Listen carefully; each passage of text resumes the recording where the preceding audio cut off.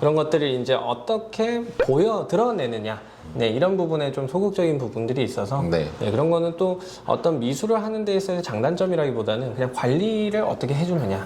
네, 그런 차원인 것 같습니다. 네, 적절해야죠. 네네. 준호쌤이 생각하는 대표적인 엉덩이가 무거웠던 제자. 작년에 동덕여대 패디과간 네, 전희원이라는 친구가 있었어요. 네. 네, 그 친구가 가장 엉덩이가 무거운 친구인 것 같아요. 끊임없이 자리에 앉아서 그림만 그리고 엄청 빠르잖아요. 네, 빠르기도 빠른데 이제 정말 오래 앉아서 자기가 할 수 있는 부분까지 최대한 해보고 그리고 와서 간단히 질문을 하고 맞아요. 그거에 대한 답변을 얻으면 또 가서 한참 동안을 그거를 해결을 해내는. 네. 저는 이 친구가 참 웃겼던 거는 이제 마지막 다군 발표를 할 때 다들 촉을 세우고 있잖아요. 네. 그 합격에 대한 소식을 다른 친구한테 들었어요. 네. 이제 놀라서 전화해서 희원아 너 뭐 하고 있어? 그랬더니 지금 일어났는데요. 이래가지고 너 그 결과는 확인했어? 이랬더니 무슨 결과야 하면서 되게 놀라더라고요. 그래가지고 붙었다라 그러니까 펑펑 울고 그랬는데 안 보고 있어요? 끝까지 그걸 또 안 보고 있더라고요. 네네.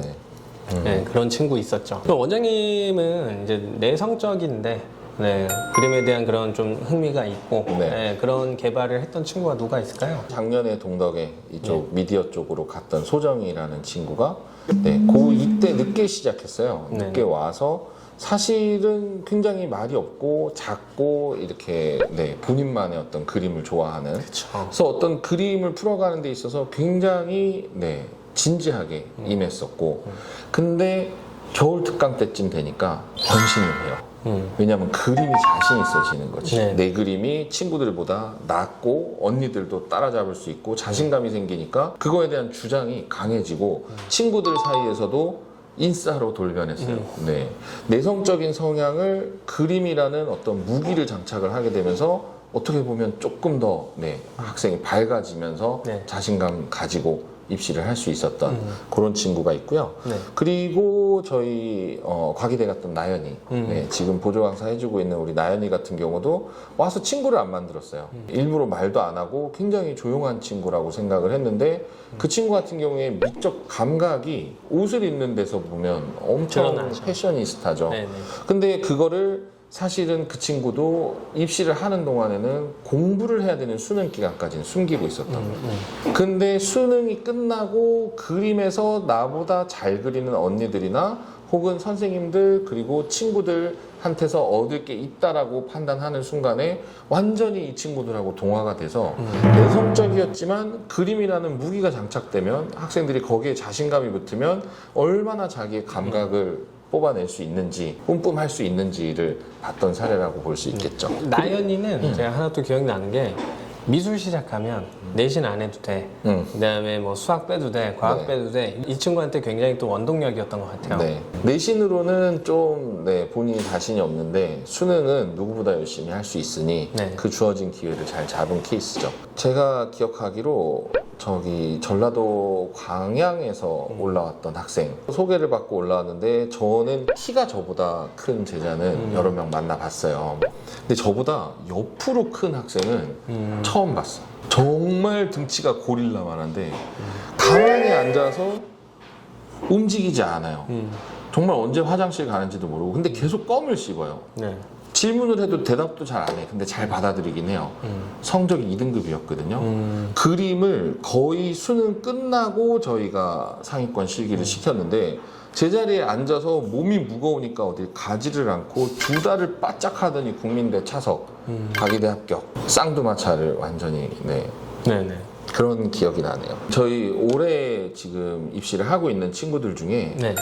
어떤 유형의 친구가 성공할 것 같나요? 아, 이게 좀 조심스러운 대답이긴 한데, 반드시 붙이면 되잖아. 네, 그렇죠. 일단은 뭐 성공한다라고 했을 때 저희 낙서를 굉장히 잘 즐기는 두 명의 친구가 있어요. 네, 남학생 애니메이션 중인데. 좋아하는 재민이, 준영이가 그런 케이스죠. 늘 보이지 않는 곳에서 자기들이 좋아하는 그림들을 끊임없이 그리고 네, 그런 것들이 이제 고3 때는 입시랑 연계가 좀 잘 안 되는 것 같아서 이제 약간 제가 보기에도 답답함이 있었는데 지금은 그런 애니메이션을 그리면서 숙달된 그런 선적인 표현들이 입시 그림으로 많이 녹아들면서 지금 굉장히 좀 발군의 실력을 올해 많이 보여주고 있어요. 칠판에다가 선생님들 소조 낙서 좀 하지 마.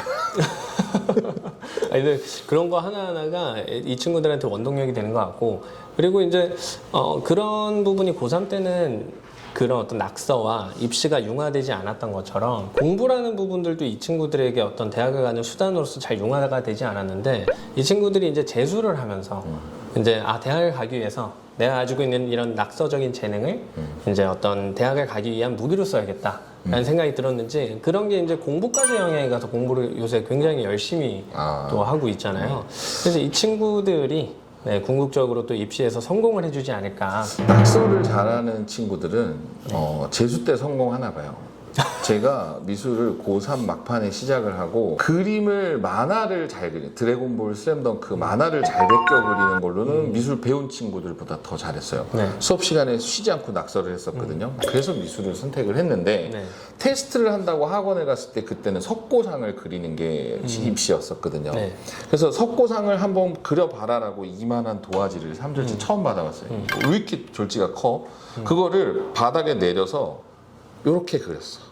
그래서 내가 냈던 답안지는 아그리빠가 똑같이 생겼는데 요만한 거야. 그걸 보고 선생님들이 그때는 엄청 웃었어요. 근데 저는 안 웃을 것 같아요. 만약에 어떤 제자를 테스트하겠다고 했는데 이 스케일감이라는 거는 이 답안지는 이렇게 작성하는 거야 라고 알려주면 충분히 할 수 있는 거고, 네. 그게 재민이나 준영이도 되지 않았던 거야, 고3 때는.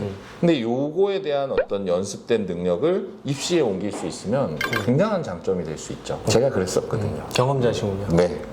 네, 이번 영상은 어떤 학생이 미대생이 될까에 대해서 저희 원장님하고 한번 진지하게 이야기를 해봤고요. 반드시 미대생이 되기 위해서는 일단은 노력이라는 부분이 무조건 수반을 해야 돼요. 내가 미대 입시를 시작하는 데 있어서 어떤 계기가 될 수 있는 것들은 굉장히 여러 가지이고, 그리고 그게 재능일 수도 있고 어떤 꿈일 수도 있는데, 그것들을 이루기 위해서는 이 미대 입시를 수단으로서 반드시 이루기 위한 여러 가지가 필요하고요.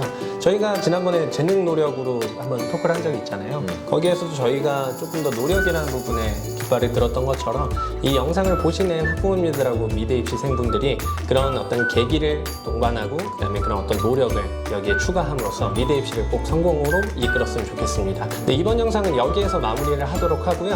다음 영상은 보다 유익하고 좋은 영상으로 찾아뵙도록 하겠습니다. 구독과 좋아요는 산소입니다. 감사합니다. 감사합니다.